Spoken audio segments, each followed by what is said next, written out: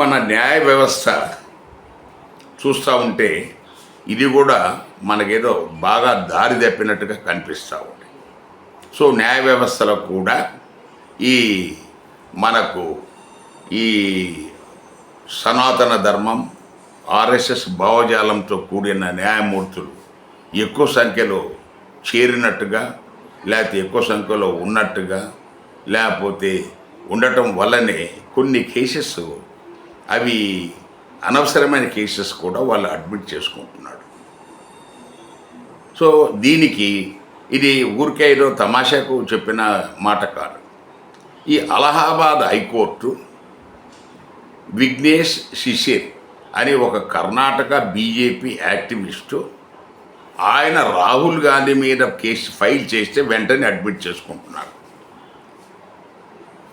Allahabad high court ఎవరు, in what way is జ్యూరిస్డిక్షనల్గా కూడా అలహాబాద్ హైకోర్టుకు ఏ రకంగా సంబంధం ఉంది? That man is from Karnataka.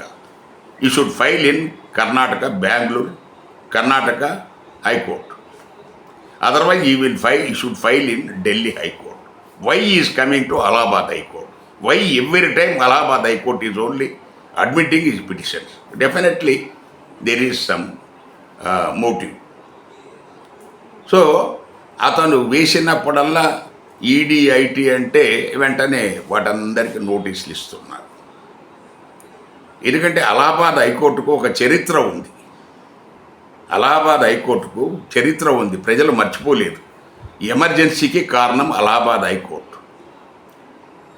దేశంలో 1975లో ఎమర్జెన్సీ ఇందిరాగాంధీ పెట్టడానికి కారణం అలహాబాద్ హైకోర్టు. సో అప్పుడున్న జడ్జి గారు, ఆయన పేరు ఇక్కడ అనవసరం. సో ఆయన ఇందిరాగాంధీ మనకు ప్రభుత్వ ఉద్యోగుల సహకారాన్ని, ప్రభుత్వ ఉద్యోగుల హెల్ప్ తీసుకున్నది ఆమె ఎలక్షన్ టైంలో అని చెప్పి ఆమె ఎలక్షన్ సెటసైడ్ చేయటమే కాకుండా ఆమె 6 సంవత్సరాలు ఎక్కడ ఎలక్షన్లో పోటీ చేయకూడదని ఇచ్చాడు. ఏమైనా అర్థం ఉందా దానికి? అసలు అది ఒక తీర్పా?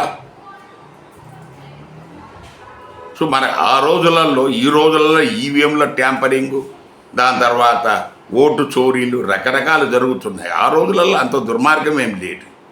సో దానికి ఆమె ఎలక్షన్ సెటసైడ్ చేసి ఉంటే అంతవరకు బాగుంటుండేది. మళ్ళీ 6 సంవత్సరాల వరకు ఆమె పోటీ చేయకూడదు. ఏంటది? ఎవరిచ్చారు మీకు అధికారం? సరే, ఇక ఇంకో విషయానికి పోతాం. ఇది అలహాబాద్ హైకోర్టులో జరిగింది. సో దాని ఫలితంగా ఇందిరాగాంధీకి వేరే దారి లేదు. సో ఆమె సుప్రీంకోర్టుకి వెళ్ళింది అప్పీల్కు. సుప్రీంకోర్టు వాళ్ళు దాన్ని వెంటనే డిస్పోజ్ చేసి దాని మీద స్టే ఇవ్వటము, లేకపోతే రిలీఫ్ ఇచ్చి ఉంటే ఎమర్జెన్సీ వచ్చేది కాదు. వాళ్ళు సాగదీశారు.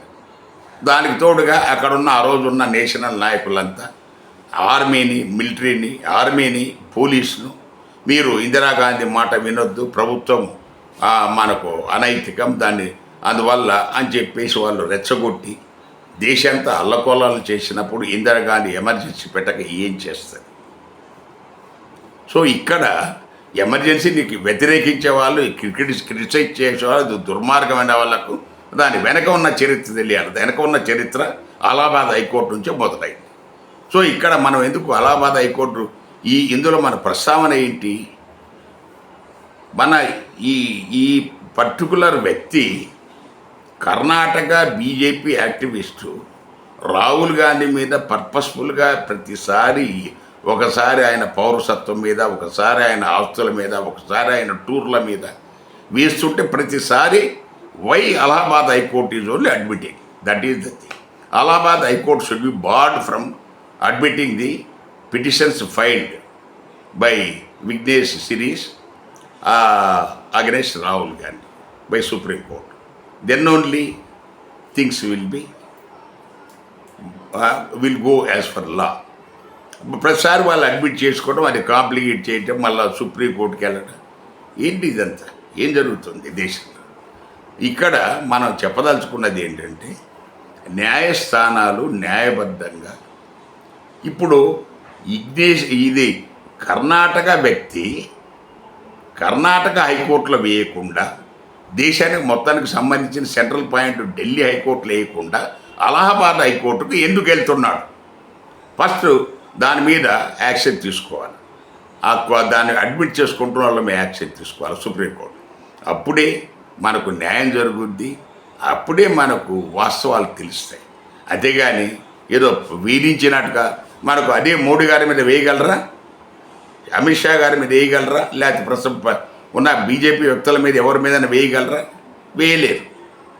సో ఇది మనకు దేశంలో ఇలాంటి వ్యవస్థ, న్యాయ వ్యవస్థ ఇప్పటిదాకా కలంకితం కాదు, కలంకితం లేదు, చాలా స్వచ్ఛమైన న్యాయ వ్యవస్థ అని అనుకుంటున్నాం. రానున్న కాలంలో మనకు న్యాయ వ్యవస్థలో కూడా చాలా చాలా రకాల మనకు గందరగోళాలు కూడా జరగడానికి చాలా అవకాశాలు ఉన్నట్టుగా ఈ సంఘటనలు మనకు తెలుస్తాయి.